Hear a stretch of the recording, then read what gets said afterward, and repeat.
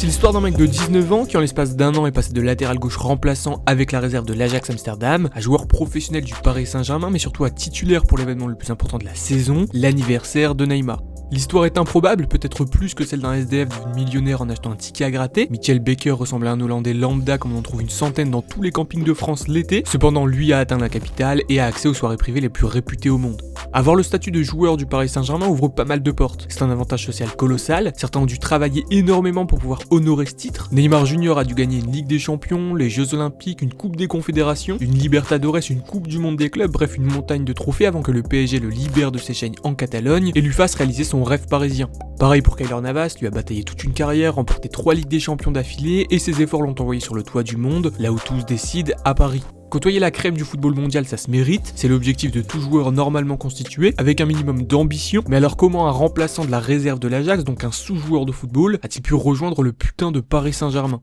Les plus naïfs évoqueront son agent, Mino Raiola, un Italien en surcharge pondérale qui est actuellement l'un des représentants de joueurs les plus importants au monde. Il est par exemple l'agent du meilleur milieu de terrain de l'histoire du sport avec ballon, donc Marco Verratti, et une rumeur inventée l'été dernier a fait dire à tout le monde que le PSG lui avait pris Baker, en espérant que Raiola facilite la venue de Matthijs de Ligt. Bien entendu, c'est complètement faux. Pour comprendre la venue de Baker, mais également celle de Boulka, il faut remonter à la mi-saison dernière, donc à la période où ont été négociés les contrats des deux joueurs par Antero Henrique, une période durant laquelle le club avait un projet ambitieux avec son équipe réserve.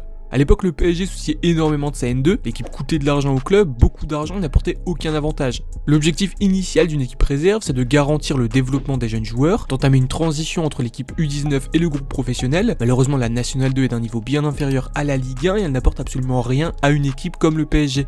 Quand un joueur talentueux excelle en U19, qu'il passe en N2 afin d'entamer son processus de développement en transition, on peut espérer que ça le fasse travailler d'un point de vue physique, qu'il puisse appréhender des contacts plus virulents, etc. mais rien de plus. Techniquement, il y a un meilleur niveau en U19, surtout avec la présence de la Youth League.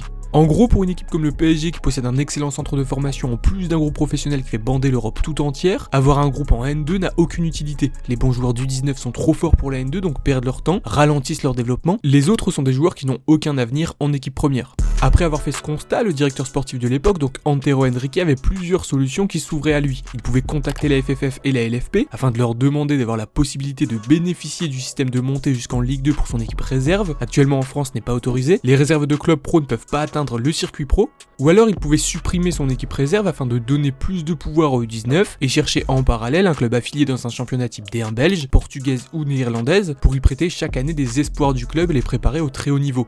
Dans un premier temps, c'est la première solution qui a été envisagée. Des discussions ont démarré avec les instances. Antero a cherché des joueurs pour renforcer la réserve et préparer cette équipe à jouer la montée, d'où les signatures de Baker et Boulka. L'objectif à long terme était de faire monter cette équipe jusqu'en Ligue 2, d'y envoyer des joueurs à fort potentiel, d'installer un système d'achat-revente pour pouvoir alimenter l'équipe première financièrement, de ne plus avoir à se soucier du fair play financier, etc.